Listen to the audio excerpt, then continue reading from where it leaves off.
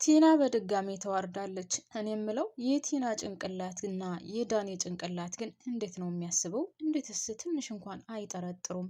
ያን ያክል ካሌብ ታግሷቸውና ትሁትን ራሱ በዛ ደረጃ አስረው ሲያሰቃዩት እንደነበረ ከዛም ባለፈ ካሌብ እቤት ውስጥ ሆኖ ያን ቆሻሻ ነገር እየሰሩ እንዴት ሰው ትንሽ አይጠረጥርም? ካሌብ አሁን ሊፈትናቸው እኔ ፊልድ እወጣለሁ፣ በአሁኑ ደግሞ ረዘም ያለ ጊዜ ስለምቆይ አደራህን ዳኒ፣ ቲና ምግብ እየበላችሁ ስላልሆነ እባክህን አደራ እንድትቆጣጠራት፣ እኔ ግን ካሁን በኋላ ረዘም ያለ ጊዜ ነው የምቆየው እያለ ወደ ፊልድ እንደሚሄድ አድርጎ ከዛም ባለፈ ደግሞ እንግዲህ የሽማግሌው እህት እንደምትመጣ ተመካክረው ጨርሰዋል ማለት ነው። ሽማግሌው ትሁትና ካሌብ ሶስታቸው ተመካክረው ጨርሰዋል። እንደውም በነገራችን ላይ ትሁት አታውቅም ይሄኛውን ካሌብ ሌላ ሰው ሆኖ መጥቶ እነሱን እንደሚፈትሽ ወይም ደግሞ እነሱን ምን እያደረጉ እንደሆነ እንደሚያይ በፍጹም አታውቅም። አባትና ልጅ ግን ተማክረው ነው ይህን ነገር ያደረጉት ማለት ነው። ሰላም ጤና ይስጥልኝ ውድና የተከበራችሁ ውድ የቻናሌ ቤተሰቦች በያላችሁበት ሰላማችሁ ይብዛልኝ እያልኩኝ እንደው ግን ቤተሰቦቼ ማለት ነው ይህ ቪዲዮ የሚደርሳችሁ ሁላችሁም እንደው ላይክ እንድታደርጉልኝ እላለሁ። ላይክ ካደረጋችሁልኝ ደግሞ ፈጣሪ ያሰባችሁትን ያቀዳችሁትን ያሳካላችሁ እላለሁ። ለማንኛውም ሰው ወዳችሁ ላይክ አድርጉልኝ። መልካምነት ለራስ ነው። የእናንተ አንድ ላይክ ለኔ ይጠቅመኛል። ሶ ፕሊስ ላይክ አድርጉልኝ ይህ ቪዲዮ የሚደርሳችሁ። ለማንኛውም ቲና አሁንም በድጋሚ ተዋርዳለች ማለት ነው። እንግዲህ ካሌብ ፊልድ እወጣለሁ፣ በአሁኑ ደግሞ ረዘም ያለ ጊዜ ነው የምቆየው፣ ነገር ግን የአባቴ እህት ትመጣለች፣ መስማትም መናገርም አትችልም ብሏቸዋል። እነሱ ደግሞ በጣም ደስ ብሏቸዋል። ሽማግሌው ጧት የወጣ ማታ ነው የሚገባው። ቤቱን ፈልሰስ ብለውበታል። እንግዲህ ካሌብ ሻንጣውን ሁሉንም ነገር አስተካክሎ ወጥቷል። ቲና ትሁትን ሄዳ ካሌብ እኮ ወደ ስራ ማለቴ ወደ ፊልድ ሊሄድ ነው፣ ረዘም ያለ ጊዜ ነው የሚቆየው ስትላት እና እኔ አውቃለሁ እኮ ስትላት፣ ቆይ ካሌብ ሁሉንም ነገር ለምንድን ነው ያንቺ የሚነግርሽ እያለች ብቻ ተናዳ ነበር። ያም ሆነ ካሌብ ይሄንን ነገር ያደረገው ወደ ፊልድ የሚወጣ መስሎ፣ ነገር ግን ከአባቱ ጋር ስለተማከረ ልክ የአባቱ እህት ወይም ደግሞ አክስቱ ሆኖ ነው ከዛ ቤት የሚመጣው ማለት ነው። እንግዲህ እንደዛ ሲያደርግ ካሌብ ራሱን ቀይሮ ነው የመጣው። ሁለታቸው ግን በጣም ተደስተዋል። ዳኒና ቲና በጣም ደስ ብሏቸዋል። ቲና የምታደርገው ግራ ግብት ብሏታል ከደስታዋ የተነሳ። ምክንያቱም እንግዲህ ካሌብ ረዘም ላለ ጊዜ ፊልድ ወጥቷል። ቤቱ ባዶ ነው የሚሆንላት።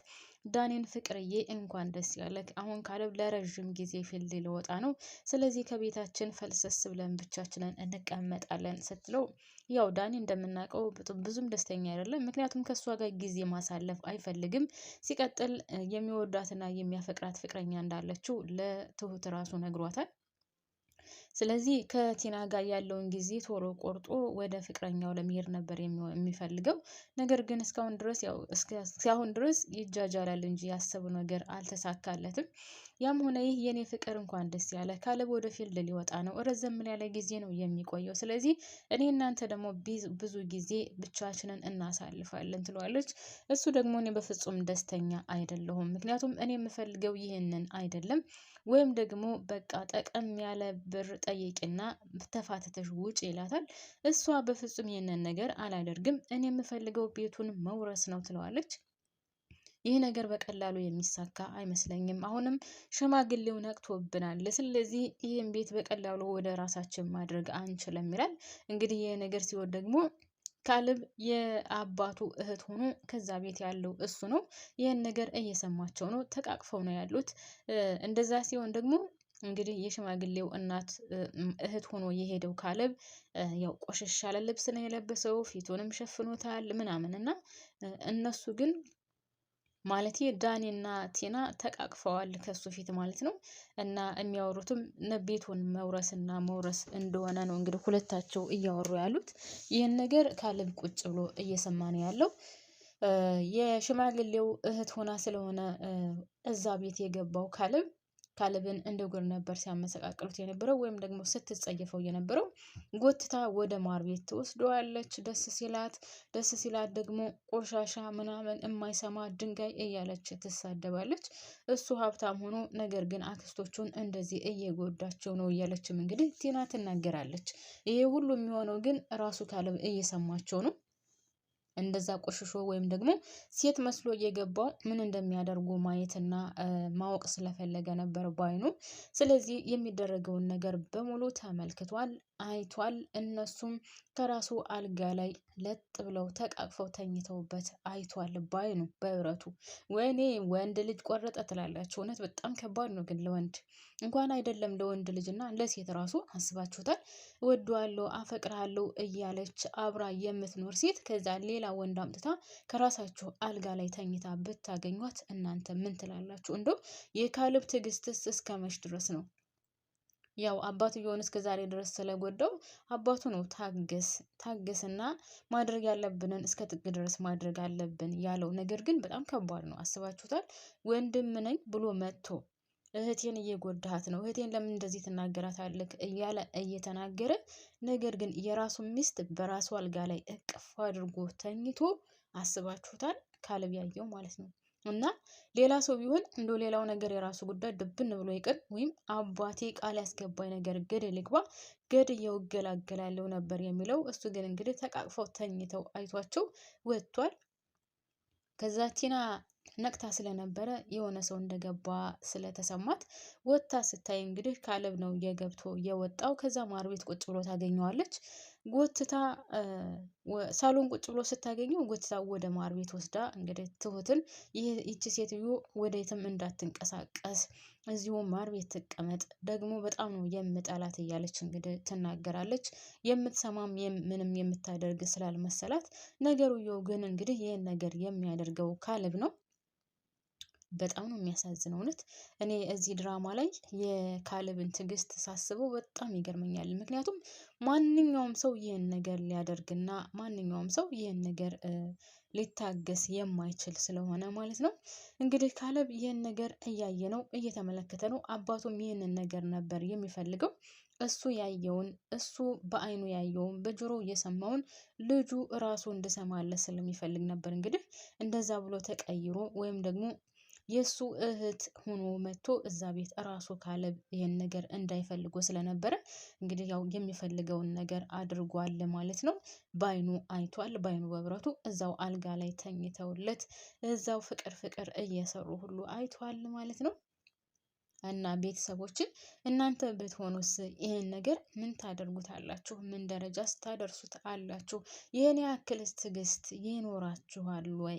ቤተሰቦች እናንተ በካሌብ ቦታ ብትሆኑ ምን ታደርጋላችሁ? እውነት መጨረሻ ላይማ እንደውም ልክ ከነሱ ክላስ እንደገባ ከተሰማት በኋላ እንደውም ዳኒን ቀስቅሳ እዚህ ክላስ የገባ ሰው ነበር ምናምን ሲላት፣ ኧረ ማንም አልገባም እየቃዥሽ ነው ነበር ያላት። ከዚህ በፊት ካስታወሳችሁ ልክ ሽማግሌው ከነሱ ክላስ ገብቶ ሲወጣ ኧረ የገባ ሰው አለ ምናምን ስትለው አንቺ እየቃዥሽ ነው ሲላት፣ አንተ እየቃዥህ ነው ማንም የገባ የለም ትለው ነበር። አሁን ደግሞ በተቃራኒው ዳኒ ከዚህ ክላስ የገባ አለ ገብቶ የወጣ ሰው አለ ብትለውም በፍጹም አንቺ እየቃዥሽ ነው እንጂ ማንም ገብቶ አልወጣም ነበር ያላት። እሷ ግን ስላላመነች እንግዲህ ተነስታ ወደ ሳሎኑ ስትገባ ራሱ ካሌብ ሳሎን ላይ ታገኘዋለች። ማለት የሽማግሌው እህት ሆኖ የሄደው ማለት ነው። ከዛ እጁን ጎትታ ወደ ማር ቤት ወስደው ለትሁት ትሰጠዋለች።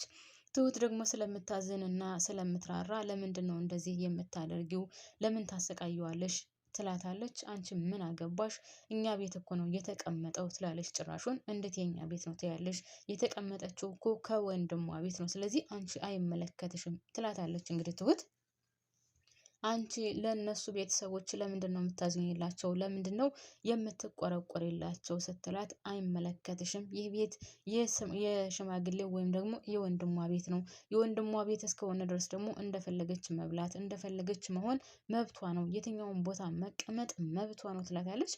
በዚህ ጊዜ ነበር እንግዲህ ይችን ቆሻሻ ሴትዮ ከዚህ ከማር ቤት እንዳትወጣ እዚህ ትቀመጥ፣ ወደ ክላሴም እንዳትገባ፣ ከዳኒ ጋር ጊዜን ፈታ ብዬ ማሳለፍ እፈልጋለሁ ስትል ካሌብ በጣም ተናዶ የለበሰውን ልብስ ውጥት አድርጎ ወርውሮ ስታየው ትሁት በጣም ነበር የደነገጠችው። እንግዲህ ቲና ይህን ነገር አላየችም።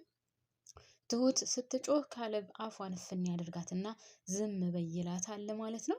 እንግዲህ ውዶችዬ እዚህ ላይ በፍጹም አልቻለም፣ ሊታገስም አልቻለ። ምክንያቱም ከዳኒ ጋር ጊዜን ማሳለፍ እፈልጋለሁ፣ ማንም እንድረብሽኝ አልፈልግም ስትል በቃ አልቻለም። ጭንቅላቱ ተበጠበጠበት ማለት ነው። ለማንኛውም ሰው በጣም ከባድ ነው በነገራችን ላይ፣ እውነት እውነት ነው የምላችሁ በዚህ ዘመን ማንም አይታመንም፣ ማንም ሊታመን አይችልም እና አስቸጋሪ ነው። የካሌብን ትዕግስት ግን እዚህ ላይ በጣም ነው ያደነቅኩት ከሚገባው በላይ። ነገር ግን አባቱን ማየት የሚፈልገውን ነገር እንዳያደርጎታል። ከአሁን በኋላ ይቆርጥለታል። እስካሁን ድረስ በነገራችን ላይ ካሌብ ለቲና እንትን አለው፣ ፍቅር አለው።